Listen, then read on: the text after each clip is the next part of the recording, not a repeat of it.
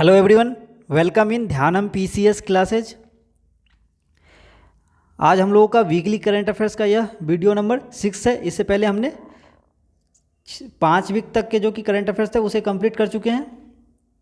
यदि आपने उसे अभी तक कंप्लीट नहीं किया है तो उसे ज़रूर कंप्लीट कर लें। और यह जो कि हमारा 6 वीक का एक देखा जाए तो यह आपको जो करंट अफेयर्स है वह 27 मार्च से 2 अप्रैल तक के जो कि महत्वपूर्ण राष्ट्रीय अंतर्राष्ट्रीय घटनाक्रम के जो करंट अफेयर्स हैं उसको हम लोग कंप्लीट करने जा रहे हैं। यह वीडियो थोड़ा आपको डिले प्राप्त हो रहा है, इसके लिए हमें खेद है और इसके लिए मैं आपसे माफ़ी चाहता हूँ जो यह हमारा जो कि लेट हो गया है करंट अफेयर्स का वीडियो। बाकी के आगे के जो करंट अफेयर्स वीडियो रहेंगे वो आपको समय समय पे मिलती रहेंगे, प्रायः जो कि वीक के बाद आपको मंगलवार को प्रायः आपको मिल जाएंगे। ठीक है फ्रेंड्स, तो आप लोग ज़रूर इसका लाभ उठाएं क्योंकि आप देख सकते हैं यह करंट अफेयर्स जो कि सभी एग्जाम के लिए महत्वपूर्ण है और आप इसके लेवल को भी देख सकते हैं जो कि इसमें महत्वपूर्ण क्वेश्चन को ही इसमें शामिल किया गया है। बाकी वनडे के एग्ज़ाम के लिए भी आपको इम्पोर्टेंट है, चाहे किसी भी एग्ज़ाम की तैयारी कर रहे हैं साथ में आपको बीपीएससी या और कोई भी पीसीएस का एग्ज़ाम की तैयारी कर रहे हैं तो आपको इससे बेनिफिट साबित होगा। तो आप लोग ज़रूर इस सीरीज से जुड़ जाएँ और साथ में यदि आपने हमारे चैनल को अभी तक सब्सक्राइब नहीं किया है तो उसे सब्सक्राइब कर लें, साथ में बेल आइकन को दबा लें और अपने दोस्तों के साथ ज़रूर शेयर करें। इससे क्या होगा, सभी को इससे फ़ायदा होगा और हमें भी क्या होगा, आपके लिए एक मोटिवेशन आप रहता है जो हाँ हमें सपोर्ट मिल रहा है, आपका प्यार मिल रहा है और इस बिहाफ पे हम लोग ज़्यादा से ज़्यादा हो सकता है आपके लिए काम भी कर सके। ठीक है फ्रेंड्स, तो ज़रूर इसमें मदद करें और अपने पढ़ाई को जारी रखें। ठीक है फ्रेंड्स, तो आप लोग कहीं दूसरे जगह जाने की ज़रूरत नहीं है। साथ में यहाँ पे आपको टारगेट टॉपिक भी दिया जा रहा है तो आप टारगेट टॉपिक यहाँ से कंप्लीट कर सकते हैं। साथ में यहाँ से जो कि हमारा वीकली करंट अफेयर्स का वीडियो आता है उसके अंतर्गत आप लोग वीक के जो भी महत्वपूर्ण करंट अफेयर्स के क्वेश्चन है उसे आप लोग आसानी से कंप्लीट कर सकते हैं। क्योंकि हम लोग अभी जो कि टारगेट्स अंतर्गत जो कि टारगेट सीरीज चल रहा है उसमें हम लोग करंट अफेयर्स का कोई मैगजीन ऑर्डर नहीं कर रहे हैं, बाकी हाँ वीकली करंट अफेयर्स कंप्लीट करते जा रहे हैं। ठीक है फ्रेंड्स, और लास्ट में क्या होगा, हम लोग एक कोई पर्टिकुलर मैगजीन लेंगे और उसके अंतर्गत हम लोग रिवीजन करेंगे, साथ में प्रैक्टिस क्वेश्चन भी कंप्लीट करेंगे। तो यदि आपने अभी तक नहीं जुड़ा है तो आप अभी जितने जल्दी हो सके ज़रूर जुड़ जाएं। इससे क्या होगा, आपके पास नंबर ऑफ करंट अफेयर्स के जो पॉइंट्स रहेंगे या टॉपिक आप कह सकते हैं या क्वेश्चन कह सकते हैं आपके पास ज़्यादा से ज़्यादा रहेंगे, तो बाद में क्या होगा, आपको रिवीजन करने में भी सुविधा होगा। ठीक है फ्रेंड्स, साथ में आप किसी भी पीडीएफ के लिए आप हमारे टेलीग्राम चैनल से जुड़ सकते हैं। इसका लिंक इस वीडियो के डिस्क्रिप्शन में दिया गया है, तो आप वहाँ से आसानी से जुड़ जाएं।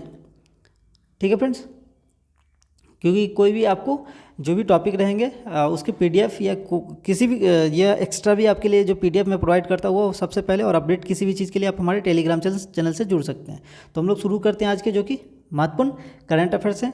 और वन लाइनर जो कि आप करंट अफेयर्स पढ़ते हैं या ऑप्शन के साथ पढ़ते हैं उससे क्या होगा, आप पहले तो आपको ऑप्शन के द्वारा ही आपको क्वेश्चन का रिवीजन होता है और यदि ऑप्शन आपको नहीं मिलता है तो आपको क्या होगा, क्वेश्चन आपसे बनता नहीं रहता है। तो आप देखेंगे जब भी हम लोग प्रैक्टिस करते हैं क्वेश्चन तो हम लोग क्या बोलते हैं, हमें ऑप्शन दो, मैं आपको आंसर बताता हूँ। तो अभी ऑप्शन मत लें, कोशिश करें जो वो हम लोग लास्ट के लिए रखें।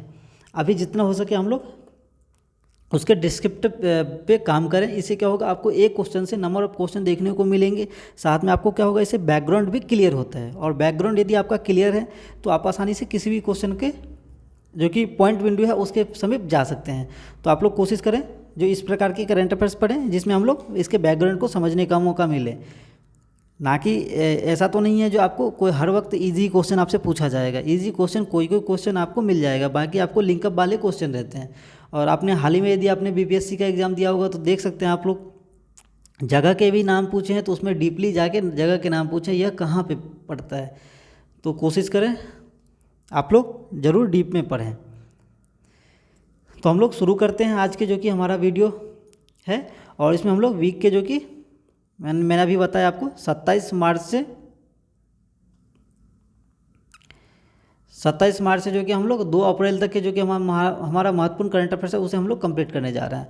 तो आप लोग से रिक्वेस्ट बस ये है, जो ये वीक के करंट अफेयर्स के वीडियो है तो थोड़ा यह वीडियो लंबा बन सकता है, तो आप लोग धैर्यपूर्वक इसे ज़रूर देखें।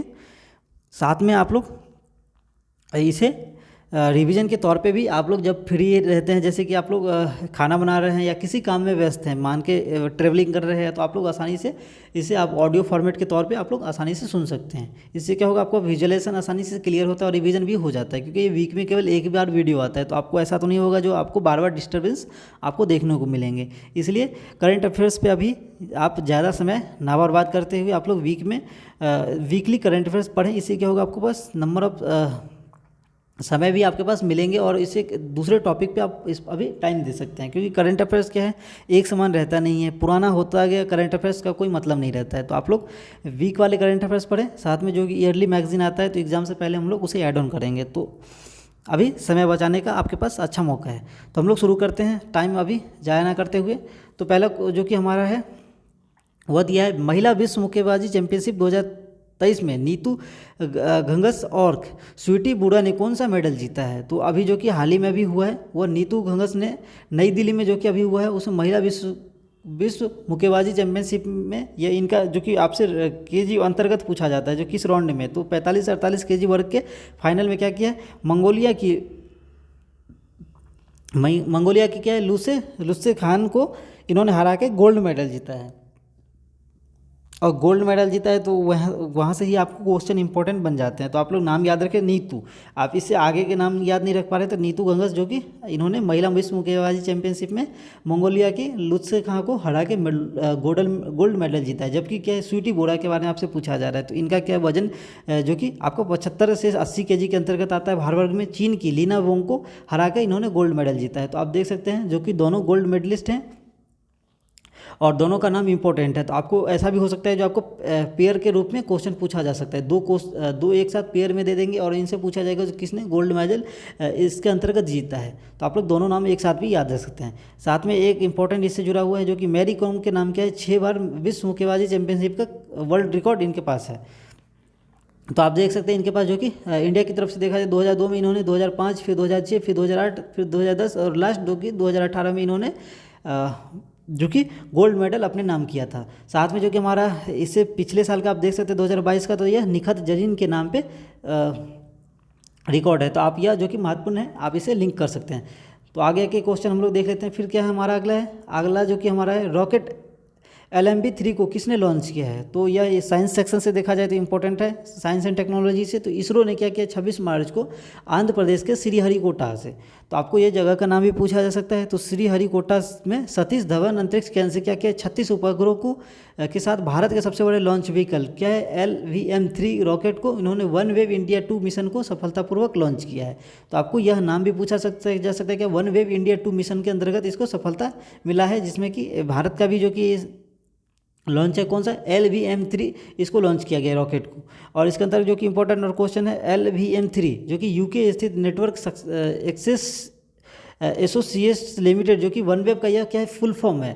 तो आप इसको भी याद रख सकते हैं कि 36 उपग्रहों को लो अर्थ ऑर्बिटल के में तैनात किया गया है। और वन वेब ग्रुप कंपनी ने क्या किया, 72 ग्रह को LEO में लॉन्च करने के लिए इसरो और वाणिज्यिक जो कि शाखा न्यूरो स्पेस लिमिटेड इंडिया के साथ क्या क्या अनुबंध, एक बॉन्ड पेपर एक तैयार किया है। तो आप देख सकते हैं जो कि वन वेब ग्रुप की कंपनी ने भारत के साथ यह एक साथ 36 उपग्रहों के साथ भारत में सबसे बड़ा लॉन्च जो कि रॉकेट LMB-3 को लॉन्च किया है। तो यह इंपॉर्टेंट क्वेश्चन है, तो आप लोग जरूर इसे अच्छे से कंप्लीट करें।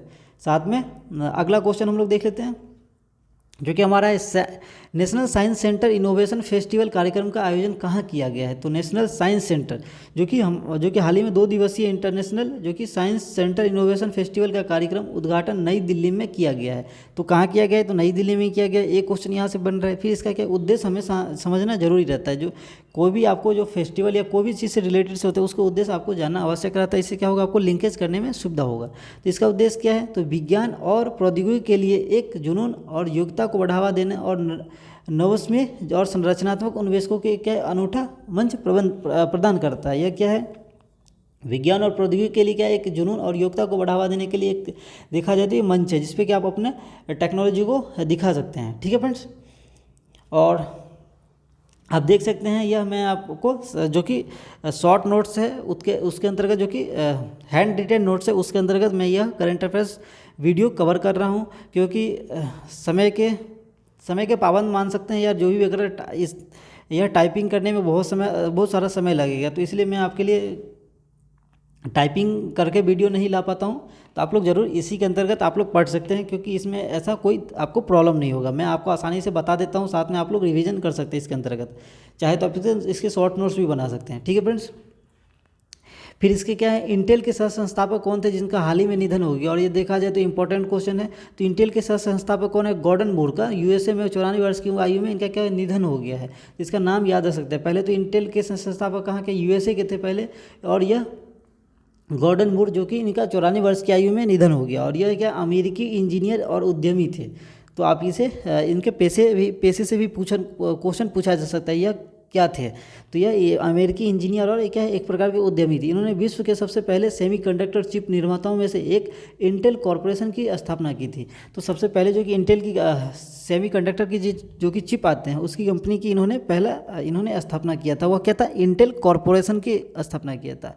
और इसकी स्थापना 1968 में सांता क्लारा जो कि कहाँ पे, कैलिफोर्निया, यूएसए।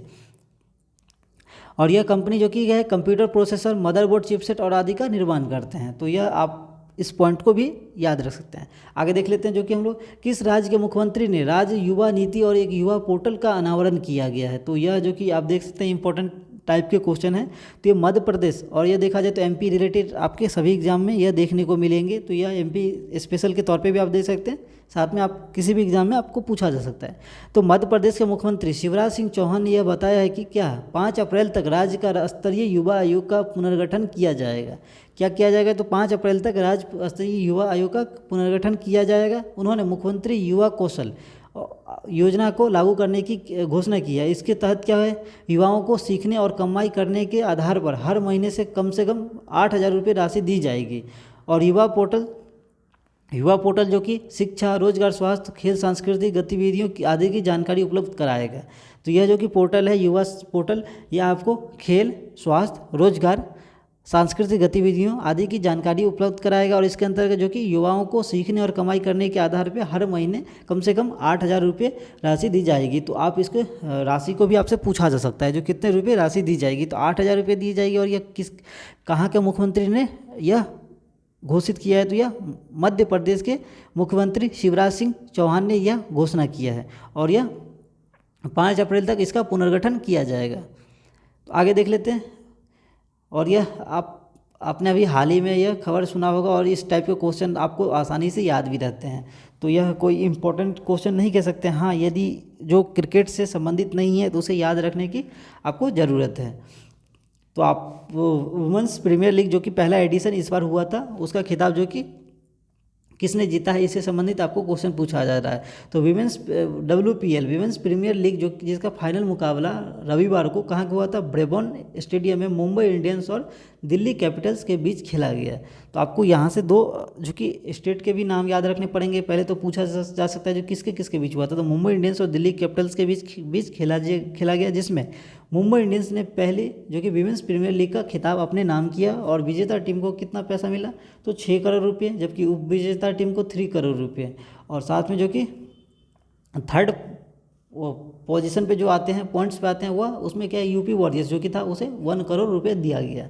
और यह पहला संस्करण जो कि 4 मार्च से 26 मार्च के बीच में हुआ था। तो आप लोग को यह महत्वपूर्ण पॉइंट्स आपको याद रखने पड़ेंगे। तो आप लोग जरूर इसे याद रखें, क्योंकि यह क्या है, पहला एडिशन आपका WPL का था। इसके आगे जो कि हमारा क्वेश्चन है, मृगी जागरूकता के बैंगनी दिवस कब मनाया जाता है, मृगी जागरूकता। और यह देखा जाए तो आपके इसके थीम बेस्ड क्वेश्चन आपको पूछा जा सकता है। तो आपको क्या है, थीम क्या, स्टिग्मा थीम। पर्पल डे एक क्या है, अंतर्राष्ट्रीय जागरूकता दिवस है। पर्पल डे जो कि बैंगनी दिवस जिसे हम कहते हैं, वो एक क्या अंतर्राष्ट्रीय जागरूकता दिवस है, जो कि मृगी के बारे में जागरूकता बढ़ाने और इसे न्यूरोलॉजिस्ट डिसऑर्डर के रूप के आसपास के कलंक को कम करने के लिए समर्पित है। यह क्या एक प्रकार से न्यूरोलॉजिकल डिसऑर्डर के कारण यह होता है, इसे कम करने का यह एक तरह से दिवस हम लोग इसके रूप में मनाते हैं। और क्या यह क्या है, एपिलेप्सी या मिर्गी जिसे हम कहते हैं, एक प्रकार की ऐसी बीमारी है जो कि दिमाग के मुख्य तंत्रिका दिमाग का जो मुख्य तंत्रिका तंत्र होता है उसे या तो आप कह सकते हैं सेंट्रल नर्वस सिस्टम उसे उससे संबंधित रहता है। इसमें क्या है ना, यह जो दौरा आता है उसके अंतर्गत क्या होता है, वह इंसान बेहोश हो जाता है या कुछ समय तक असामान्य व्यवहार कर सकता है। तो यह जो कि एक दुखद है, तो आप लोग ज़रूर इस पर जागरूकता फैलाएं और जितना हो सके इसे कम करें। और ये जो कि 27 मार्च को मनाया जाता है। तो आप इसके अगले देख लेते हैं। अगला क्या है, विश्व महिला मुक्केबाजी चैंपियनशिप 2023 में निखत जरीन और लवलीना बोरगोहेन ने कौन सा मेडल जीता है। तो यह फिर से क्वेश्चन आपको विश्व वर्ल्ड जो कि महिला मुक्केबाजी चैंपियनशिप से क्वेश्चन आपको देखने को मिल रहे हैं। तो लवलीना बोरगोहेन ने 26 मार्च को नई दिल्ली में विश्व महिला मुक्केबाजी चैंपियनशिप में 75 केजी फाइनल में ऑस्ट्रेलिया की कैटलिन पार्कर को हराकर स्वर्ण पदक जीता है। तो लवलीना से भी आपको याद रखने पड़ेंगे। फिर इसका क्या है, निखत जरीन जो कि मुक्केबाजी में 50 केजी वर्ग की वियतनाम की गोयना या टेम को हराकर क्या किया, इन्होंने अपने नाम किया है। और निखत जो कि एक प्रकार से देखा जाए तो इन्होंने पिछले साल भी मैंने अभी बताया था आपको, निखत जो कि विश्व महिला मुक्केबाजी चैंपियनशिप में 2 स्वर्ण पदक अपने नाम करने वाली दूसरी भारतीय बनी। और इससे पहले कौन था, जो कि अभी हमने आपको पिछले क्वेश्चन में भी बताया, तो मैरी कॉम के नाम पे यह खिताब है।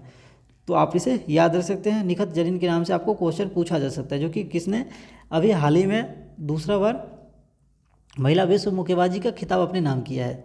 तो आप इसे आसानी से याद रख सकते हैं। आगे देख लेते हैं। एनजीटी के द्वारा रामसर साइट की सुरक्षा में विफल रहने के कारण किस राज्य पर 10 करोड़ का जुर्माना लगाया गया है। तो यह देखा जाए तो यह जो कि एक इम्पॉर्टेंट क्वेश्चन के तौर पे हो सकता है, रामसर साइट से संबंधित है। तो राष्ट्रीय हरित परिषद, तो इसका क्या, एनजीटी ने केरल सरकार को क्या किया है, 10 करोड़ रुपए का जुर्माना लगाया है। तो 10 करोड़ रुपए का किस पे जुर्माना, केरल सरकार को यह जुर्माना इसलिए लगाया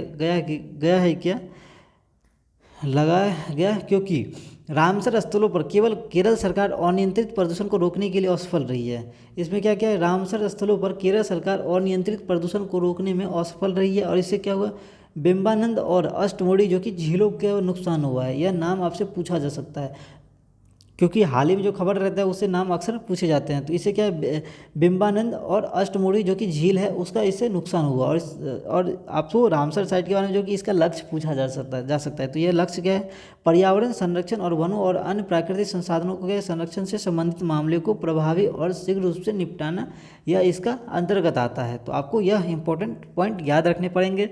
साथ में आपको फिर से रिकैप करा देते हैं, जिसमें केरल सरकार को पे जुर्माना लगा है, जिससे क्या 10 करोड़ रुपए का जुर्माना लगाया गया है। किसके द्वारा, एनजीटी के द्वारा। आगे देख लेते हैं। थान थाई पेरियार वन्यजीव अभ्यारण्य को किस राज्य सरकार द्वारा जीव अभ्यारण्य घोषित किया गया है। तो यह जो कि यह अभ्यारण्य तमिलनाडु के अभ्यारण्य ईरोड जिले के अथिमूड और गोबीचेट्टीपल्लम तालुकों में यह फैला हुआ है। इसमें अंथियूर, बरगुर, थट्टाकरई और चेन्नमापट्टी में आरक्षित वन क्षेत्र में ये शामिल है। तो आप इसके नाम थोड़ा डिफिकल्ट है, लेकिन आप इसे आसानी से देख सकते हैं। यह क्या, तमिलनाडु के अभ्यारण्य है। आगे देख लेते हैं। डिल्मा रूसेफ किस संस्था की प्रमुख बनी है। डिल्मा रूसेफ आप नाम याद कर सकते हैं, जो कि ब्राज़ील की पूर्व राष्ट्रपति यह है। डिल्मा रूसेफ निर्विरोध इन्होंने क्या किया, न्यू डेवलपमेंट बैंक, जिसे क्या कहते हैं एनडीबी, जो कि हम लोग जानते हैं, इसकी प्रमुख चुनी गई है। एनडीबी की प्रमुख कौन चुनी गई है, तो ब्राज़ील की जो कि पूर्व राष्ट्रपति हैं, और डिल्मा रूसेफ को बनाया गया है। एनडीबी के बारे में हम लोग एक बार देख लेते हैं। एनडीबी क्या होता है, न्यू डेवलपमेंट बैंक। इसकी स्थापना 2014 में ब्राज़ील के फोर्टालेजा में आयोजित छठे ब्रिक्स सम्मेलन द्वारा की गई थी। तो आपको इससे महत्वपूर्ण है, जो कि 2014 में इसकी स्थापना की गई थी। और ये छठे ब्रिक्स सम्मेलन जो हुआ था उसके अंतर्गत इसका स्थापना हुआ था। इसका मुख्यालय कहाँ है, तो यह शंघाई में है। और इसका उद्देश्य क्या है, जो कि समस्त देशों को विकास को बढ़ावा देना और आर्थिक विकास में समर्थन करना। ठीक है। और ब्रिक्स देश से भी आपसे क्वेश्चन पूछे जा सकते हैं। तो इसमें क्या है, ब्राज़ील, रूस, भारत, चीन और लास्ट में जो कि जुड़ा था, पहले ब्रिक थे, फिर बाद में क्या ब्रिक्स बनाए गए। तो यह साउथ अफ्रीका जो कि इससे जुड़ा गया था। आगे देख लेते हैं। फिर क्या, हाल ही में वैदिक विरासत पोर्टल का उद्घाटन किसने किया है। वैदिक विरासत पोर्टल, तो यह जो कि केंद्रीय गृह मंत्री कौन, अमित शाह ने नई दिल्ली में इंदिरा गांधी राष्ट्रीय कला केंद्र में वैदिक विरासत पोर्टल का उद्घाटन किया गया है। और यह क्या है, आम लोगों को वेदों के आधार पर सामान्य समझ रखने में मदद करेगा। इसमें 4 वेदों को ऑडियो विजुअलाइजेशन रिकॉर्डिंग के वैदिक हेरिटेज पोर्टल पे अपलोड कर दी गई है। तो आप इसको पोर्टल के नाम से भी पूछा जाएगा, हेरिटेज पोर्टल पे इन्हें अपलोड कर दिया गया है। चारों वेद का एक ऑडियो फॉर्मेट में इन्होंने इस पर अपलोड किया है। और यह केंद्रीय मंत्री अमित शाह ने यह किया है। तो आपको यह इम्पोर्टेंट को आपको याद रखने पड़ेंगे। साथ में जो कि हमारा अगला है वो असम राइफल्स ने 24 मार्च 2023 को अपने स्थापना दिवस की कौन सी वर्षगांठ मनाई है। तो यह आपको वर्षगांठ के रूप में जो कि हुआ था यह पूछा जा रहा है। तो असम राइफल्स की स्थापना 24 मार्च 1835 को हुई थी। कब हुआ था? तो 24 मार्च 1835 को हुआ था।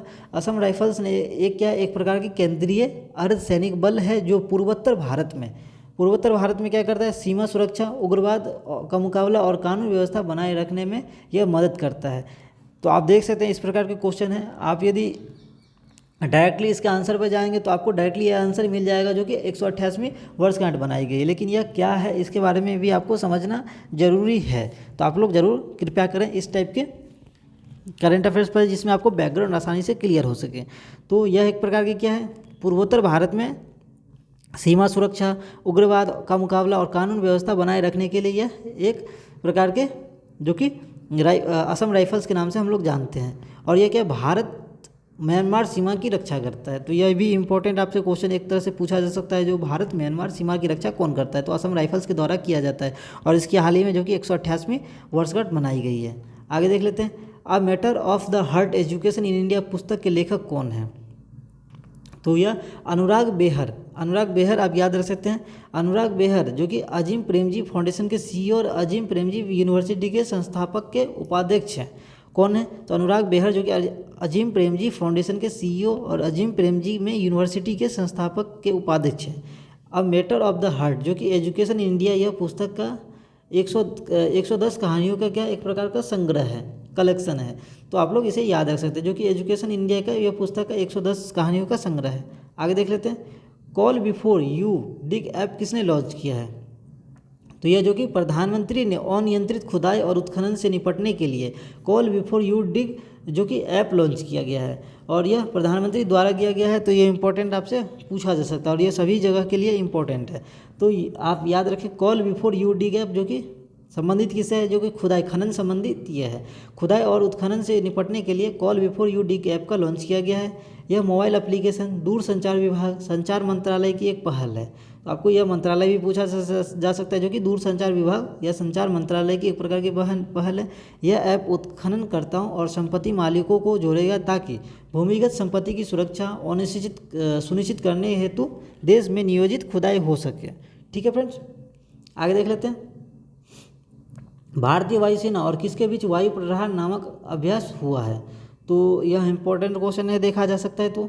तो भारतीय सेना और वायुसेना ने पूर्वोत्तर क्षेत्र में वायु प्रहार नामक 96 घंटे का वायु और भूमि अभ्यास किया है। तो आप यह याद रख सकते हैं जो कि क्या है? थल और वायुसेना के वायु प्रहार संयुक्त अभ्यास का जो कि मकसद ऊंचाई वाले युद्ध क्षेत्रों में हवाई हमलों के समय थल सेना की गतिविधियों की संचालन की क्षमता की वृद्धि करना है।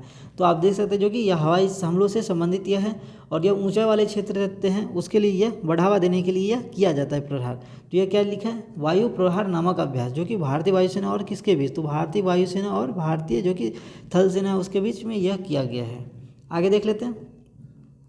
उत्तराखंड के किस स्थान पे खेल विश्वविद्यालय खोला जाएगा? तो यह जो कि खेल विश्वविद्यालय से संबंधित है और यह इम्पोर्टेंट रहता है क्योंकि इस टाइप के क्वेश्चन। तो यह भारत में अपनी तरह का पहला शारीरिक शिक्षा विश्वविद्यालय स्पोर्ट्स यूनिवर्सिटी जो कि हल्द्वानी जो कि उत्तराखंड में खोला जाएगा। तो आपको नाम इससे पूछा जा सकता है जो कि हल्द्वानी नाम आप याद रख सकते हैं। उत्तराखंड का एक जगह है जहाँ पे खेल विश्वविद्यालय खोला जाएगा। आगे देख लेते हैं। अरावली ग्रीन वॉल प्रोजेक्ट का उद्घाटन किसने किया है? तो अरावली से संबंधित यह क्वेश्चन है।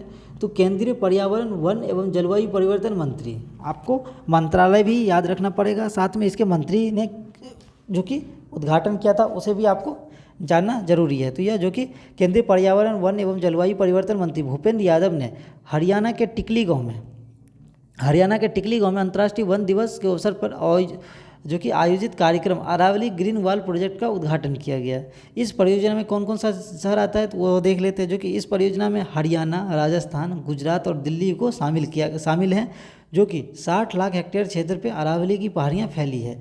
किस पे? कितने लाख में? तो 60 लाख जो कि हेक्टेयर क्षेत्र पे अरावली की पहाड़ियाँ फैली है। आप इसके नाम भी याद रख सकते हैं क्योंकि नाम से भी आपको क्वेश्चन सीक्वेंस वाइज पूछे जा सकते हैं। तो इसमें क्या है? हरियाणा, राजस्थान, गुजरात और दिल्ली शामिल है। ठीक है, यह कौन सा अरावली ग्रीन वॉल प्रोजेक्ट, और इसको भूपेंद्र यादव ने अभी जो कि आयोजित किया है। आगे देख लेते हैं, मुख्यमंत्री वृद्ध संपदा योजना किस राज्य में शुरू की गई है? तो मुख्यमंत्री वृक्ष संपदा योजना जो कि छत्तीसगढ़ के सीएम भूपेश बघेल ने यह वृक्ष संपदा योजना का शुभारंभ किया गया है। इस योजना का उद्देश्य किसानों और भूस्वामियों को वित्तीय सहायता प्रदान करके राज्य भर में वृक्षारोपण को बढ़ावा देना। और यह क्यों किया गया है? तो जो राज्य भर में शिक्षा जो कि वृक्षारोपण है उसको बढ़ावा देने के लिए यह पहल लाया गया है। इसके तहत सरकार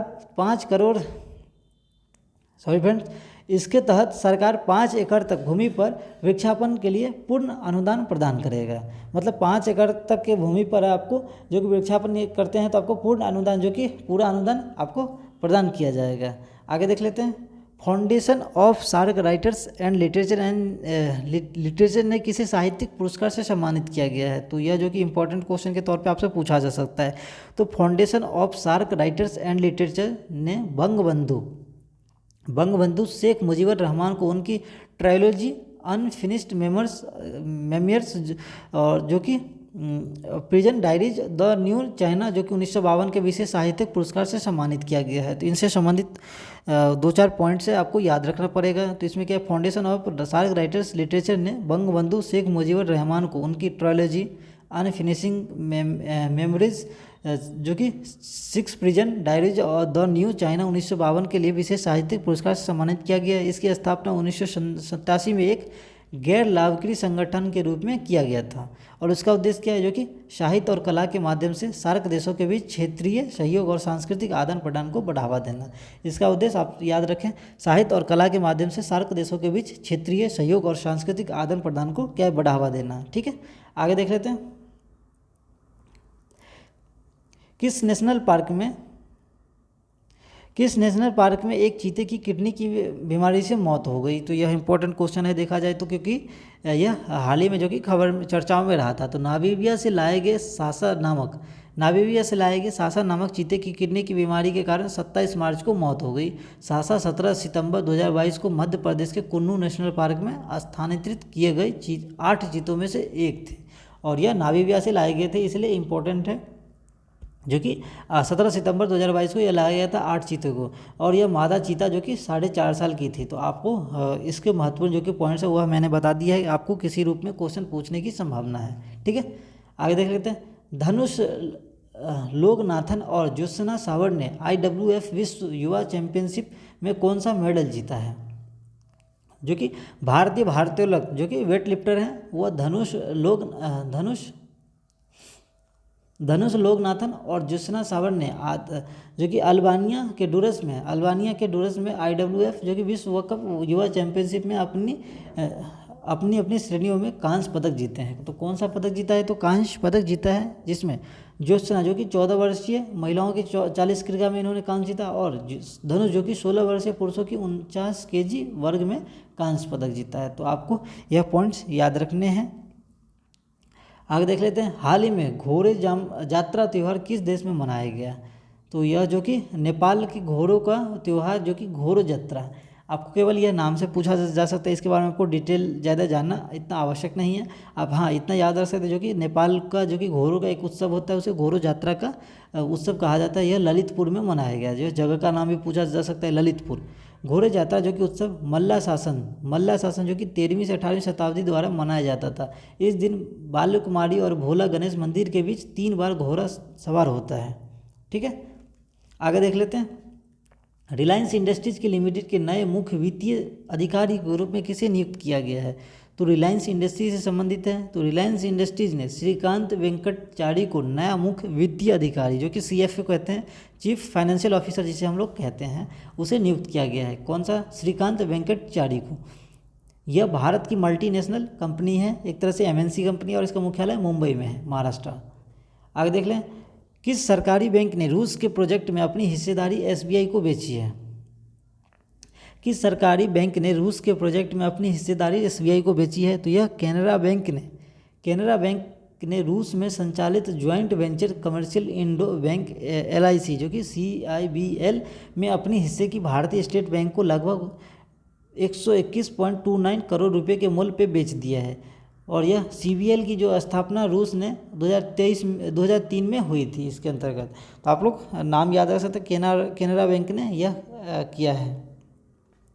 आगे देख लें, हाल ही में किसने राष्ट्रीय रेबीज नियंत्रण कार्यक्रम लॉन्च किया है? तो यह रेबीज जो कि रेबीज एक प्रकार का वायरल बीमारी है, और यह वायरल जो कि रेबीज से पीड़ित जानवरों के जैसे कुत्ता, बिल्ली, बंदर आदि की लार में जो कि मौजूद होता है। तो आपसे यह भी पूछा जा सकता है यह किस प्रकार से फैलता है? तो यह एक प्रकार से वायरल बीमारी है जो कि कुत्ता, बिल्ली, बंदर या जो कि जानवर हैं उसके रेबीज जो कि एक प्रकार से लार में मौजूद होता है। यह रेबीज वायरस के कारण होता है। 28 सितंबर को यह दिन जो कि लुई पास्चर की पुण्यतिथि के उपलक्ष्य में मनाया जाता है, जो कि यह किसकी तिथि में? तो लुई पास्चर के जो कि पुण्यतिथि के उपलक्ष्य में यह मनाया जाता है। आगे देख लेते हैं, केरल का सर्वोच्च नागरिक सम्मान केरल ज्योति पहली बार किसे मिला है? केरल ज्योति जो कि केरल का सर्वोच्च सम्मान है, यह जो कि MT वसुदेवरन नैयर ने, यह मलयालम भाषा के क्या एक प्रकार से विख्यात साहित्यकार है मलयालम भाषा के, और ये ज्ञानपीठ पुरस्कार विजेता भी रह चुके हैं। तो ये देखा जाए तो इम्पोर्टेंट है, तो आप लोग जरूर इस नाम को याद रखें, MT वसुदेवरन नैयर। इन्हें क्या किया, केरल का जो कि सर्वोच्च नागरिक सम्मान केरल ज्योति जो कि दिया गया है। आगे अगला क्वेश्चन क्या है, प्रधानमंत्री नरेंद्र मोदी ने व्हाइट फील्ड के आरपुरम मेट्रो लाइन का उद्घाटन किस राज्य में किया है? तो जो कि यह प्रधानमंत्री मोदी ने बेंगलुरु में व्हाइट फील्ड के आरपुरम मेट्रो लाइन का उद्घाटन किया है। इस परियोजना की लागत 4,239 करोड़ रुपये है, और इसकी जो कि कुल लंबाई जो कि 13.71 किलोमीटर है। तो आप लोग इसे, यह कहाँ पे है? तो बेंगलुरु में है, आप लोग इसे याद रख सकते हैं। आगे देख लेते हैं, किस देश की पुरुष और महिला टीम ने एशियाई खो खो चैंपियनशिप को जीत लिया है? तो यह इंपॉर्टेंट है, जो कि असम के तमुलपुर में एशियाई खो खो चैंपियनशिप के प्रमुख पुरुष और महिला दोनों वर्ग में खिताब जीता है। तो असम में यह आयोजित किया गया था, तमुलपुर में यह एशियाई खो खो चैंपियनशिप के पुरुष और महिला दोनों वर्गों में इन्होंने यह अपने खिताब जीते हैं। महिला वर्ग में भारत ने नेपाल को 1 पारी और 33 अंकों से हराया, जबकि पुरुष वर्ग में भी भारत ने नेपाल की पारी को और 6 अंक से हराकर अपने नाम यह खिताब जीता है। और इसमें कुल टीम कितने थे? तो 16 टीमों ने इसमें भाग लिया था। तो आप इसे याद रखें, खो खो जो कि एशियाई खेल अभी प्रतियोगिता हुआ था, उसमें भारत ने दोनों जो कि पुरुष और महिला दोनों में अपने नाम खिताब किया है। कौन सा देश ब्रिक्स न्यू डेवलपमेंट बैंक में शामिल हुआ है? तो आप यह इंपॉर्टेंट क्वेश्चन देखा जाए तो इंटरनेशनल लेवल से है। तो मिस्र जो कि 20 फरवरी को NDB सदस्य बना था, जिसकी औपचारिक अधिसूचना मार्च 2023 में जारी की गई है। इसमें क्या सदस्य बना था, और इसके जो कि अभी हाल ही में इसकी औपचारिक अधिसूचना जारी किया गया। इसकी स्थापना 2014 में ब्राज़ील के फोर्टालेजा में आयोजित 6ठे ब्रिक्स शिखर सम्मेलन में के द्वारा किया गया था। हाल ही में ब्राज़ील के पूर्व राष्ट्रपति डिल्मा रूसेफ ने NDB के प्रमुख चुने गए हैं। और अभी हाल ही में ऊपर के क्वेश्चन में भी हमने यह आई होप पढ़ा था। उद्देश्य क्या है? इसका उद्देश्य क्या है? सदस्य देशों के विकास को बढ़ावा देना और आर्थिक विकास का समर्थन करना। ठीक है, आगे देख लेते हैं, किस देश ने मार्बर्ग वायरस के रोग के प्रकोप की घोषणा की है? तो मार्बर्ग जो कि देखा जाए तो अभी हाल ही में चर्चा में रहा है। तो विश्व स्वास्थ्य संगठन WHO के अनुसार देश में कॉन्टैक्ट ट्रेसिंग के माध्यम से लगभग 161 लोगों को संक्रमण के जोखिम के रूप में पहचाना गया है। WHO के अनुसार मार्बर्ग एक प्रकार की अत्यधिक संक्रामक वायरल बीमारी है, जिसका मृत्यु दर लगभग 88% है। इसमें रक्तजीवी जो कि बुखार आता है, और अभी तक कोई उपयुक्त दवा या टीका इसका नहीं खोजा जा सका है। तो अभी आप लोग याद रख सकते हैं यह किससे संबंधित है? तो ये मार्बर्ग वायरस से संबंधित है। आगे देख लेते हैं, आलिया मीर का संबंध किस राज्य या यूटी से यूनियन टेरिटरी से है, जिन्हें वन्य जीव संरक्षण पुरस्कार से सम्मानित किया गया है? तो यह जो कि वन्य जीव संरक्षणवादी जो कि आलिया मीर को जम्मू कश्मीर के उपराज्यपाल कौन है? तो मनोज सिन्हा द्वारा वन्य जीव संरक्षण पुरस्कार से सम्मानित किया गया है। तो आलिया मीर का आप नाम याद रख सकते हैं, जिन्हें क्या किया? जम्मू कश्मीर के उपराज्यपाल मनोज सिन्हा द्वारा वन्य जीव संरक्षण पुरस्कार से सम्मानित किया गया है। आलिया मीर कश्मीर की पहली महिला है जो वाइल्ड लाइफ संगठन के लिए काम करती है। वाइल्ड लाइफ जो कि रेस्क्यू टीम का हिस्सा है। इस संगठन का उद्देश्य संकटग्रस्त वन्य जीवों को बचाने और उनके पुनर्वास के साथ साथ भारत की प्राकृतिक विरासत को संरक्षित करने पे भी इसका उद्देश्य है। आगे देख लेते हैं, मनमीत कोलन ने किस देश में पहली एशियाई सहायक पुलिस प्रमुख बनी है? तो यह जो कि भारतीय मूल की सिख महिला लेफ्टिनेंट मनमीत कौल जो कि अमेरिका राज्य की कनेक्टिक में सहायक पुलिस प्रमुख बनी है और वह एशियाई मूल की है। देखा जाए तो विभाग की ये पहली सेकेंड इन कमांडेंट है। आप नाम याद रख सकते हैं, मनमीत कौल जो कि अमेरिका की राज्य जो कि कनेक्टिंग में यह सहायक पुलिस बनी है।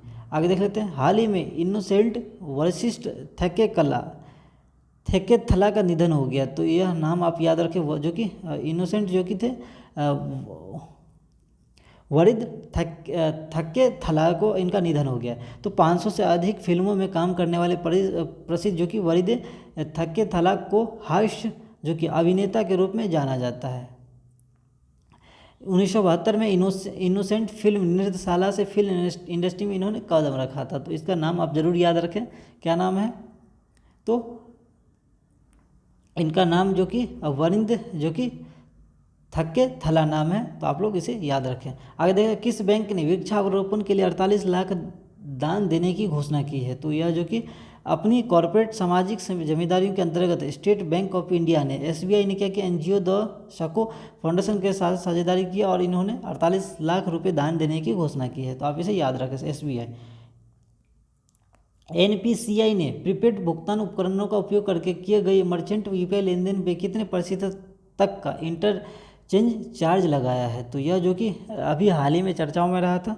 तो NPCI ने 1 अप्रैल से प्रीपेड भुगतान उपकरणों का उपयोग करके किए गए मर्चेंट UPI लेन देन पे 1.1% तक का इंटरचेंज चार्ज पेश किया है। और यह एक प्रकार के ऑनलाइन व्यापारियों, बड़े व्यापारियों और छोटे व्यापारियों को किए गए 2000 रुपये से अधिक के UPI भुगतान पे लगाया गया है। तो आपको इसके अमाउंट पे पूछे जा सकते हैं जो किस अमाउंट पे लगाया गया है। तो 2000 से ऊपर। NPCI एक प्रकार स्पष्ट है कि यह बैंक खातों से बैंक खातों में UPI भुगतान या समान UPI भुगतान पे कोई शुल्क नहीं लगा है। तो इनके द्वारा यह कहा गया है जो कि आम लोग जो कि UPI का इस्तेमाल करते हैं उसमें कोई चार्ज नहीं लगेगा। बाकी जो कि यह व्यापारी, बड़े व्यापारी और छोटे व्यापारी जो कि है इंटरचेंज करते हैं, मतलब उनके जो मर्चेंट अकाउंट है वह उससे संबंधित है। आगे देख लेते हैं, किस राज्य के NGO को चिल्ड्रेन चैंपियन अवार्ड से सम्मानित किया गया है। तो यह इंपॉर्टेंट जो कि छात्र कल्याण मिशन जिसे तपोवन के नाम से भी जाना जाता है, छात्र कल्याण मिशन जिसे तपोवन के नाम से भी जाना जाता है, ने चिल्ड्रेन चैंपियनशिप अवार्ड 2023 जीता है। यह विशेष रूप से ज़रूरत वाले बच्चे और ऑटिज्म से पीड़ित बच्चे को समर्थन करता है। इसे 2022 में दिल्ली बाल अधिकार संरक्षण आयोग के द्वारा स्थापित किया गया था। तो आप इसे याद रख सकते हैं, किस राज्य ने NGO को चिल्ड्रेन यह किया गया है। तो आप इसे याद रखें। आगे देख लेते हैं, किसे एक्सिस सिक्योरिटीज़ के नए MD और CEO बनाया गया है। तो यह जो कि एक्सिस सिक्योरिटीज से संबंधित है। तो प्रणब हरिदासन को अगले 3 वर्षों के लिए एक्सिस सिक्योरिटीज का नया प्रबंध निदेशक और मुख्य कार्यकारी अधिकारी बनाया गया है, जबकि एक्सिस बैंक के MD और CEO को ने अमिताभ चौधरी। तो आप यहाँ से 2 पॉइंट याद रख सकते हैं। इन एक्सिस बैंक के जो कि MD CEO अमिताभ चौधरी और इनके एक्सिस सिक्योरिटीज़ जो कि इसके MD और CEO प्रणब हरिदासन को बनाया गया है। आगे देख लेते हैं, नई दिल्ली में किस देश के दूतावास ने स्पेनिश हिंदी फुटबॉल शब्दकोश का लोकार्पण किया है। तो नई दिल्ली में स्थित जो कि स्पेन के दूतावास, स्पेन के जो कि इंस्टीट्यूट सर्विटीज और ला लिगा ने स्पेनिश हिंदी फुटबॉल शब्दकोश का लोकार्पण किया है। कौन सा? इंस्टीट्यूट सर्विटीज और ला लिगा लीग ने स्पेनिश फुटबॉल शब्दकोश का लोकार्पण किया है। इसका विमोचन क्या किया? भारत में स्पेन के राजदूत जोस मारिया रिडाओ ने किया। और यह शब्दकोश जो कि सांस्कृतिक से संबंधों की व्यापक बढ़ाने में इसकी सहायक होगी।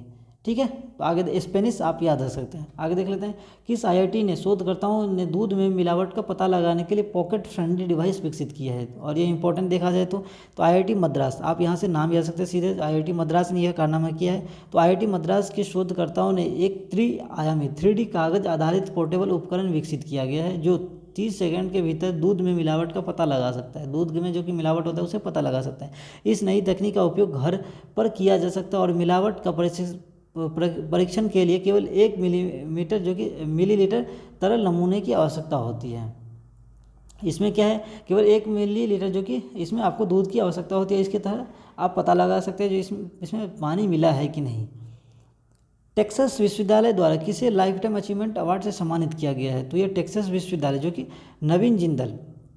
नवीन जिंदल को universities of Texas and Dallas ने लाइफ टाइम अचीवमेंट अवार्ड से सम्मानित किया गया है।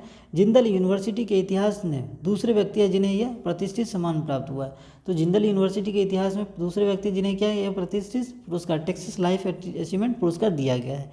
यूनिवर्सिटी ऑफ टेक्सास जो कि एटलास में जिंदल का छात्र जीवन उपलब्धियों से भरा रहा। वे स्टूडेंट गवर्नमेंट के अध्यक्ष और उपाध्यक्ष दोनों रहे। उन्हें वर्ष के छात्र नेता का सम्मान भी प्रदान किया गया है। तो आप नाम याद रखें, नवीन जिंदल। कैप्टिव रोजगार पहल की शुरुआत किस योजना के तहत की गई थी? तो यह जो कि कैप्टिव, तो केंद्रीय ग्रामीण विकास मंत्री कौन है? गिरिराज सिंह ने दीनदयाल उपाध्याय कौशल योजना के तहत कैप्टिव रोजगार पहल की शुरुआत किया। इस अनूठी पहल में 19 कैप्टिव नियोक्ताओं को शामिल किया गया। इसका उद्देश्य जो कि है एक गतिशील और मांग संचालित स्केलिंग इकोसिस्टम बनाना, जो कि ग्रामीण युवाओं के लिए सभी प्लेसमेंट सुनिश्चित करने और उद्योगों की भागीदारी जरूरतों को पूरा करता है। तो ये कैप्टिव रोजगार पहल जो कि केंद्रीय ग्रामीण विकास मंत्री गिरिराज सिंह द्वारा यह किया गया और ये दीनदयाल उपाध्याय कौशल योजना के तहत इसका शुरुआत किया गया। इसमें अनूठी जो कि 19 कैप्टिव नियोक्ताओं को शामिल किया गया और इसका उद्देश्य क्या है? जो कि एक गतिशील और मांग जो कि संचालित स्केलिंग जो कि इकोसिस्टम होता है उसको बनाना, और इसमें जो कि ग्रामीण के युवाओं हैं उसको अस्थायी प्लेसमेंट सुनिश्चित करने के लिए यह बनाया गया है। आगे देख लेते हैं। 7 जून 2023 तक नासा कितने व्यक्तियों को मंगल ग्रह पर रहने के लिए भेजेगा? और ये देखा जाए तो इंपॉर्टेंट क्वेश्चन है, तो आपको इससे क्वेश्चन बनने की संभावना है। तो नासा जून 2023 में मंगल ग्रह पर रहने के लिए 4 लोगों को प्रशिक्षण दे रहा है। 4 लोग, आप पहले तो 4 लोग याद रख सकते हैं। ये 4 मार्टियंस, इससे क्या कहते हैं? मार्टियंस कहते हैं। तो यह भी पॉइंट इंपॉर्टेंट, आपको इससे भी पूछा जा सकता है। 4 मार्टियंस मंगल ग्रह पर नासा के मानव अन्वेषण अभियान का हिस्सा होंगे। और अमेरिकी अंतरिक्ष एजेंसी जो कि नासा मंगल ग्रह पे बेहतर ढंग से समझने के लिए ऐसे 3 मिशनों की योजना बना रहा है। तो यह जो कि वहाँ पे जो कि परिवेश है वह जानने के लिए भेज रहा है। तो आप 4 लोग याद रख सकते हैं, इसे मार्टियंस कहते हैं। दुनिया की पहली 7.2 मीटर ऊंची ट्रेन का किस मार्ग पे परीक्षण किया गया है?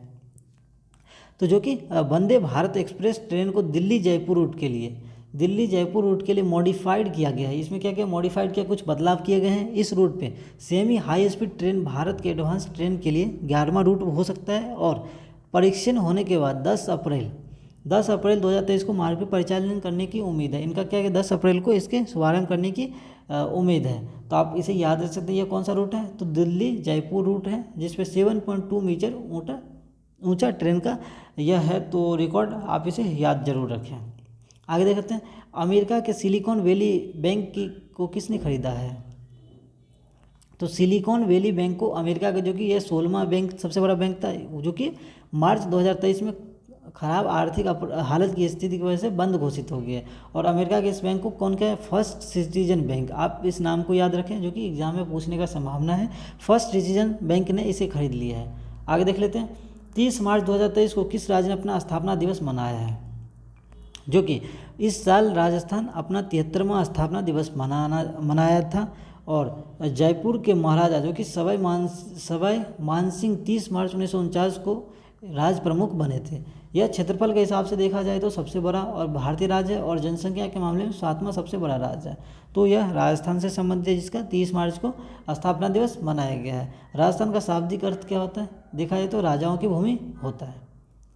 एशियाई हॉकी महासंघ ने किसे 2 साल के लिए भारत से एथलीट एम्बेसडर नियुक्त किया गया है? तो यह देखा जाए तो इम्पोर्टेंट है। तो भारतीय महिला हॉकी टीम की मिडफील्डर जो कि क्या नाम है, सलीमा टेटे को एशियाई हॉकी महासंघ ने 2 साल के लिए भारत से एथलीट एम्बेसडर नियुक्त किया गया है। तो आप नाम याद रख सकते हैं, क्या है? सलीमा टेटे को। और कहाँ का? तो एशियाई हॉकी महासंघ ने 2 साल के लिए भारत से एथलीट एम्बेसडर नियुक्त किया गया है। सलीमा टेटे को 2022 में अपने उत्कृष्ट प्रदर्शन के लिए 24 मार्च 2023 को AHF emerging player of the year जो कि महिला पुरस्कार दिया गया है, इमर्जिंग प्लेयर के हिसाब से।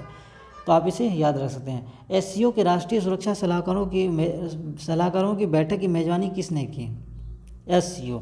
तो यह बैठक की अध्यक्षता जो कि NSA जो कि अजित डोभाल ने किया था और यह काफ़ी चर्चित नाम है। और इन्होंने कहा था कि आतंकवाद अपने सभी रूपों में और इसका वित्त पोषण अंतर्राष्ट्रीय शांति सुरक्षा के लिए सबसे गंभीर खतरा है। तो अजित डोभाल ने इसकी अध्यक्षता किया है SCO के राष्ट्रीय सुरक्षा सलाहकारों की। आगे देख लेते हैं। शिक्षा मंत्रालय ने PM school for rising India PM Shri योजना के लिए कितने स्कूलों को चयन किया है? यह इंपॉर्टेंट है, पीएम श्री योजना। तो शिक्षा मंत्रालय ने PM school for rising India जो कि पीएम श्री योजना के लिए 9000 स्कूलों का चयन किया गया है। तो ये आप याद रख सकते हैं, 9000 स्कूलों का इसमें चयन किया गया है। पीएम श्री योजना का मुख्य उद्देश्य छात्रों के ज्ञान संबंधी विकास के लिए 14,500 अधिक स्कूलों को विकसित करना है। इस योजना के क्रियान्वयन से नई शिक्षा नीति के क्रियान्वयन में मदद मिलेगी। यह जो है इसमें क्या है, छात्रों के जो कि ज्ञान संबंधी विकास है इस योजना के माध्यम से किया जाएगा, और इसमें जो कि नई शिक्षा नीति है उसमें भी इससे मदद मिलेगी। और वर्तमान में जो कि हमारे शिक्षा मंत्री कौन है? तो धर्मेंद्र प्रधान है। तो आप यह भी पॉइंट याद रखें। आगे देख लेते हैं, स्टार स्पोर्ट्स के ब्रांड एम्बेसडर के रूप में किसे साइन किया गया है? तो यह जो कि बॉलीवुड अभिनेता रणवीर सिंह को इनका ब्रांड एम्बेसडर बनाया गया स्टार स्पोर्ट्स के। ठीक है, इससे पहले जो कि हमारे कुछ और ब्रांड एम्बेसडर है उसे भी क्वेश्चन आप याद रखें, जो कि पेप्सी के कौन है? रणवीर सिंह ही है। फिर प्यूमा जो कि हरमनप्रीत सिंह को बनाया गया, और फिर इसके आगे क्या, महिला विश्व मुक्केबाजी चैंपियनशिप की जो कि ब्रांड एम्बेसडर जो कि MC मैरी कॉम है। भारत की पहली क्वांटम जो कि कंप्यूटिंग आधारित दूरसंचार नेटवर्क लिंक को कहाँ संचालित किया गया है? और इंपॉर्टेंट है देखा जाए तो दिल्ली में संचार भवन और राष्ट्रीय सूचना विज्ञान केंद्र का कार्यालय के बीच भारत के पहले क्वांटम कंप्यूटिंग के आधारित दूरसंचार नेटवर्क लिंक को संचालित किया गया है। ठीक है, यह जो कि दूरसंचार मंत्री अश्विनी वैष्णव ने इस प्रणाली के एप्लीकेशन को तोड़ने वाले ईमानदार हैकरों के लिए 10 लाख रुपए का पुरस्कार घोषित किया गया है। क्वांटम संचार क्वांटम मैकेनिक्स गुणों पे निर्भर रहता है। यह क्या, क्वांटम संचार जो कि क्वांटम मैकेनिक्स पे आधारित रहता है, जिससे क्या है, संचार को हैक करना मुश्किल होता है। तो आप देख सकते हैं यह जो कि हैकिंग से बचने के लिए यह किया गया है कि वह जो कि क्वांटम कंप्यूटिंग के आधारित यह किया गया, और इसमें जो कि हमारे मंत्री दूरसंचार मंत्री कौन है? अश्विनी वैष्णव ने इस प्रणाली के एप्लीकेशन जो कि बनाया गया है उसके बिहार पे ही इन्होंने जो कि बताया गया है, यदि कोई भी जो कि हैकर इसको तोड़ता है या ईमानदार हैकर तोड़ता है उसे 10 लाख का पुरस्कार दिया जाएगा। ठीक है, आगे देख लेते हैं, सात्विक साईराज रेनिकेंडी और चिराग शेट्टी ने जोड़ी ने कौन सा खिताब जीता है? तो यह फिर से स्पोर्ट्स सेक्शन से क्वेश्चन है, जो कि सात्विक साईराज और चिराग शेट्टी ने स्विस जो कि ओपन 2023 युगल खिताब जीता है। अभी कौन सा हुआ? स्विस ओपन जो कि खिताब उसका जीता है। उन्होंने फाइनल में चीन के रेन सियांग और टेक्नैन को हराया है। स्विस ओपन एक प्रकार का वार्षिक बैडमिंटन टूर्नामेंट है जो 1955 से स्विट्जरलैंड में आयोजित हो रहा है, और यह एक प्रकार का यूरोप में एक सबसे पुराना टूर्नामेंट के रूप में जाना जाता है। यह कौन सा टूर्नामेंट है? तो स्विस ओपन 2023 में सात्विक साईराज और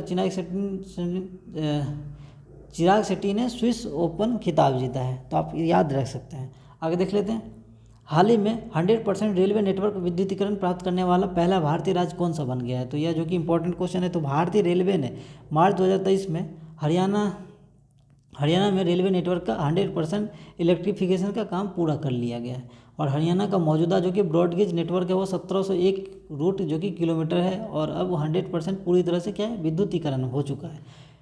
और यह क्या है, विद्युतीकरण एक प्रकार से इसके परिणाम स्वरूप क्या है, कच्चे तेल पे निर्भरता जो कि कम हुआ है, और डीजल टैक्सेशन की तुलना में इलेक्ट्रिक टैक्सेशन जो कि होता है इलेक्ट्रिक वाले वह सस्ता होता है। इसमें कम से कम 50% का अंतर होता है।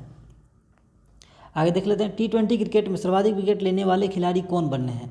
तो यह जो कि क्रिकेट सेक्शन से इंपॉर्टेंट क्वेश्चन है। तो साकिब अल हसन ने 26 मार्च 2023 में T20 क्रिकेट में सबसे ज़्यादा विकेट लेने वाले गेंदबाज बनने में इन्होंने टीम सऊदी जो कि इससे पहले थे उसको पीछे छोड़ दिया है। तो आप याद रख सकते हैं जो कि अभी हाल ही में रिकॉर्ड साकिब अल हसन ने अपने नाम किया है T20 में सबसे ज़्यादा विकेट लेने वाले। इससे पहले और भी इंपॉर्टेंट ICC के उससे संबंधित क्वेश्चन देख लेते हैं। तो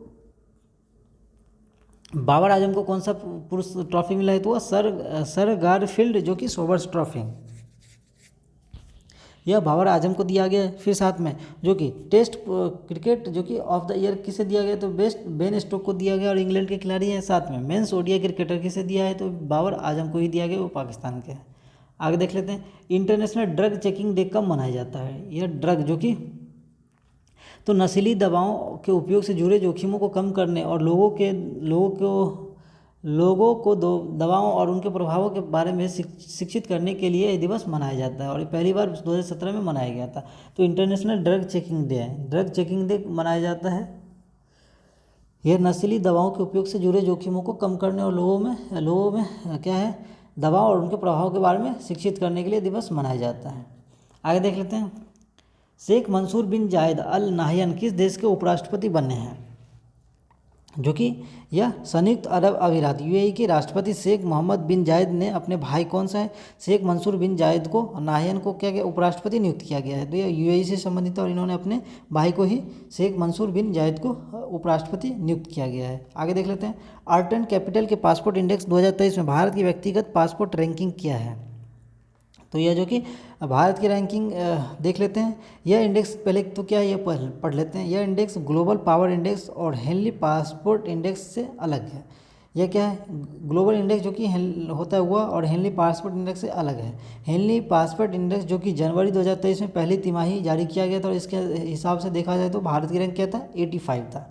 तो आप इसे याद रख सकते हैं, हेनली पासपोर्ट इंडेक्स में भारत की जो कि रैंक 85 है, जबकि आर्टन कैपिटल इंडेक्स में भारत की रैंक क्या 144 में है। यह क्या है, आर्टन कैपिटल इंडेक्स जो कि भारत में, इसकी रैंक 144 में। इसमें यूएई जो कि टॉप पे है, इसके आगे जो कि स्वीडन, फिर जर्मनी है। ठीक है, तो टॉप 3 आप याद रख सकते हैं, साथ में भारत की रैंक भी आपको याद रखना जरूरी है। आर्टन कैपिटल इंडेक्स।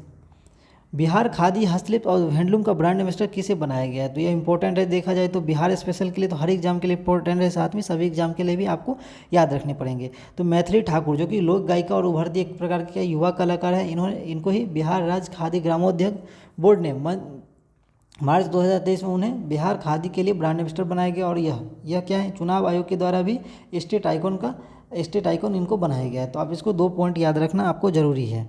आगे देख लेते हैं, शंघाई सहयोग संगठन एससीओ का संवाद साझेदार देश कौन बना है? तो सऊदी अरब जो कि शंघाई सहयोग संगठन में शामिल होने के लिए एक कदम और करीब पहुंच गया है। यह देखा जाए तो एससीओ के मेंबर्स के रूप में यह शामिल होने के लिए जो कि अभी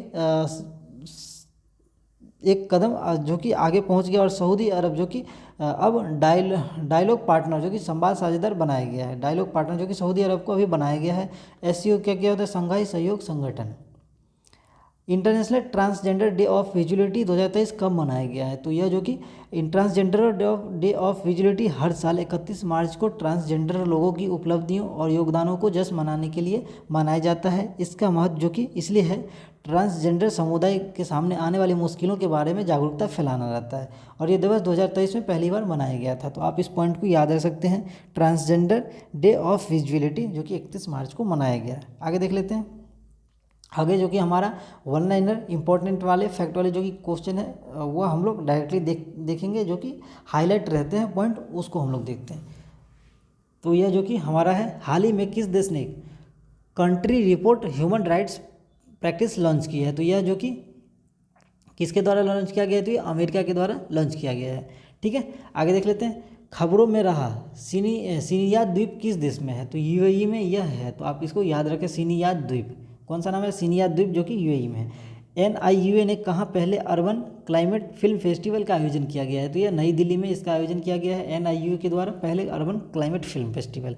रूस ने किस देश में परमाणु हथियार तैयार करने की घोषणा की है? तो यह जो कि रूस के द्वारा बेलारूस में परमाणु हथियार तैनात करने की घोषणा किया गया है। इसके आगे दूसरी G20 framework working group committee का जो कि बैठक कहाँ पे हुआ है? तो यह चेन्नई में किया गया है। तो आप लोग इसे याद रख सकते हैं, दूसरी G20 फ्रेमवर्क।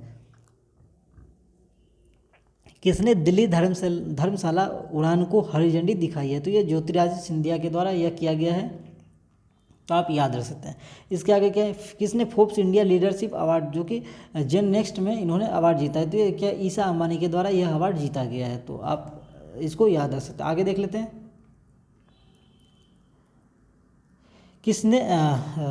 किसने बेंगलुरु में भगवान बासवेश्वर और नद्र प्रभु जो कि कैंप गोरा की मूर्तियों का अनावरण किया गया है? तो ये अमित शाह के द्वारा किया गया है। तो आप इस पॉइंट को याद रख सकते हैं। ये कौन सा है, भगवान बासवेश्वर और नाद्र प्रभु कैंप गोरा की मूर्तियों का इन्होंने अनावरण किया गया है। फिर इसका क्या है, गेटवे ऑफ इंडिया से एलिफेंटा गुफाओं तक तैरने वाले पहले व्यक्ति कौन बने हैं? तो यह इंपॉर्टेंट क्वेश्चन देखा जाए तो है। तो आप उसको याद रखना, कृष्ण प्रकाश। कौन यह कारनामा किया है, तो ये कृष्ण प्रकाश के द्वारा यह कारनामा किया गया है। फिर इसका आगे किसने लद्दाख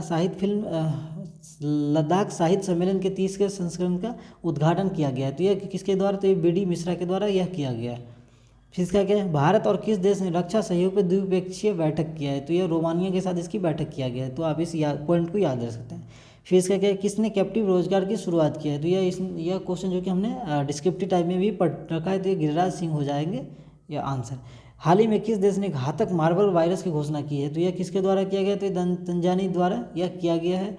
और यह देखा जाए तो इस वर्ड को आपको याद रखना बहुत ही इंपॉर्टेंट है, मार्बर्ग वायरस। हाल ही में प्रोजेक्ट आकाश तीर जो कि रक्षा मंत्रालय द्वारा एक समझौता किया हुआ किसके साथ किया गया, तो ये BEL के द्वारा यह समझौता किया गया है। आगे देख लेते हैं, किस राज्य के मुख्यमंत्री ने पथश्री रास्ताश्री परियोजना जो कि शुभारंभ किया गया है, तो यह जो कि पश्चिम बंगाल के द्वारा यह योजना का शुभारंभ किया गया है, तो आप इस पॉइंट को याद रख सकते हैं, पथश्री या रास्ताश्री।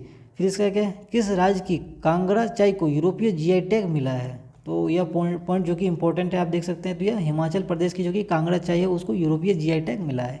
फिर इसका क्या है, फुलेंगे नामक पुस्तक की विमोचन किसके द्वारा किया गया है, तो यह जो कि विमोचन के इस लेखक कौन है, तो ये लेखनाथ छेत्री जो कि इनके लेखक है। कौन सा पुस्तक है, फुलेंगे नामक। ठीक है, आगे देख लेते हैं, किस राज्य ने शिक्षा और रोजगार के लिए 10% EWC कोटा अधिसूचित किया गया है, तो यह जो कि शिक्षा और रोजगार दोनों में किया गया, यह कर्नाटक के द्वारा किया गया है, तो यह पॉइंट आपको याद रखना बहुत ही आवश्यक है। फिर इसका आगे जो कि हमारा है, उत्तर प्रदेश में कहाँ सेरीकल्चर मेले का उद्घाटन किया गया है, तो यह सेरीकल्चर जो कि उद्घाटन मेले का किया गया है वो गोरखपुर में किया गया है, तो यह पॉइंट जो कि आपको फैक्ट वाले हैं आपको याद रखना आवश्यक है। इसके आगे जो कि हम लोग देख लेते हैं, वाई कांट एलिफेंट्स रीड पुस्तक किसने लिखा है, तो यह जो कि लिखा गया है वह वाणी त्रिपाठी के द्वारा लिखा गया है, वाई कांट्स एलिफेंट वी रीड। फिर इसका क्या है, दुनिया का तीसरा और भारत का दूसरा सबसे बड़ा क्रिकेट स्टेडियम कहाँ बनेगा, तो ये राजस्थान में बनाया जाएगा, तो आप इस पॉइंट को याद रख सकते हैं, दुनिया का तीसरा और भारत का दूसरा। ठीक है, आगे देख लेते हैं, और आपसे एक क्वेश्चन यहीं पे एक क्वेश्चन पूछा जा रहा है, तो आप इसका कमेंट सेक्शन में जवाब दे सकते हैं, भारत का पहला सबसे बड़ा क्रिकेट स्टेडियम कौन सा है। आपको इस क्वेश्चन का जो कि आंसर है वो कमेंट सेक्शन में आपको डालना है, तो आप लोग ज़रूर इसमें पार्टिसिपेट करें। फिर क्या है, एक बार इस क्वेश्चन को मैं रिपीट कर देता हूँ, भारत का पहला जो कि सबसे बड़ा स्टेडियम है वो कौन सा है, और दुनिया का जो कि दूसरा है, तो आप लोग इस क्वेश्चन का जरूर जवाब कमेंट सेक्शन में दे सकते हैं। इसके आगे देख लेते हैं, किस राज्य सरकार ने लेक डेवलपमेंट प्रोग्राम जारी किया गया है, तो लेक डेवलपमेंट प्रोग्राम जो कि तेलंगाना सरकार द्वारा यह जारी किया गया है। आगे देख लेते हैं, तुर्की की मंजूरी के बाद कौन सा देश नाटो का 31वां देश बना है, तो ये फिनलैंड जो कि अभी चर्चाओं में रहा है, तो आप लोग कोशिश करें और आप लोग हमें इस क्वेश्चन का भी आपको जवाब कमेंट सेक्शन में भेजना है, जो कि इनके नेबर कंट्री कौन कौन से और यह किस महाद्वीप में यह पड़ता है, फिनलैंड। तो आप लोग जरूर इसमें इस क्वेश्चन का भी जरूर आप जवाब दें, हम आपके जवाब का प्रतीक्षा करेंगे। फिर इसका क्या, अमित शाह ने सरदार वल्लभ भाई पटेल का स्मारक का उद्घाटन कहाँ किया गया है, तो अमित शाह द्वारा सरदार वल्लभ भाई पटेल का स्मारक का जो कि उद्घाटन कर्नाटक में किया गया है, तो इस पॉइंट को भी आप याद रख सकते हैं। आगे जो कि है, किस पेमेंट बैंक ने अपने ग्राहकों के लिए व्हाट्सएप बैंकिंग सेवा शुरू की गई है, तो यह जो कि पोस्ट पेमेंट बैंक के द्वारा यह किया गया है, इंडिया पोस्ट पेमेंट बैंक के द्वारा, तो आप लोग इस पॉइंट को जरूर याद रखें। तो यह जो कि महत्वपूर्ण वन लाइनर फैक्ट वाले क्वेश्चन थे उसे हमने देख लिया, तो आई होप यह जो कि करंट अफेयर्स वीक के थे वह इम्पोर्टेंट आपके एग्ज़ाम के लिए साबित हो, और आपने देखा होगा किस प्रकार से यह जो कि करंट अफेयर्स हैं आप जो कि डिस्क्रिप्टिव टाइप में पढ़ सकते हैं, और ये इंपॉर्टेंट क्वेश्चन है। यह 27 मार्च से जो कि हमारा था कहाँ तक, तो ये 2 अप्रैल तक है, और इसके आगे के जो कि हमारा करंट अफेयर्स रहेगा वह 3 से जो कि रहेगा, ये आपको समय पे ही आपको प्रोवाइड मिल जाएगा। तो ये आपको कल या आपको देखा जाए तो आपको ट्यूसडे या वेडनेसडे को ज़रूर आपके लिए यह मिल जाएगा। तो आप लोग ज़रूर इस चैनल से जुड़ जाएं, और समय समय पे आप नोटिफिकेशन मिलते रहे, इसके लिए आपको चैनल को सब्सक्राइब करना पड़ेगा। तो आप लोग ज़रूर सब्सक्राइब कर लें, शेयर कर दें, और हमारे जो कि डेली टारगेट प्रोग्राम चल रहा है, डेली टारगेट जो कि टॉपिक सीरीज चल रहा है, उसमें भी आप लोग पार्टिसिपेट कर सकते हैं यदि अभी तक आपने उसमें पार्टिसिपेट नहीं किया है, क्योंकि वहाँ पे यह जो कि वीक है वो 8 क्लास NCERT जो कि एंडिंग होने वाला है। इससे पहले हमने 6 से स्टार्ट किया था, और ये हम लोग का लगातार देखा जाए तो 40+ डे से यह जो कि हमारा टॉपिक सीरीज चल रहा है। तो कृपया आप लोग इसमें भी ज्वाइन कर सकते हैं। ठीक है फ्रेंड्स, मिलते हैं अगले टॉपिक के साथ, अगले वीडियो के साथ। तब तक आप बने रहें और पढ़ते रहें। धन्यवाद।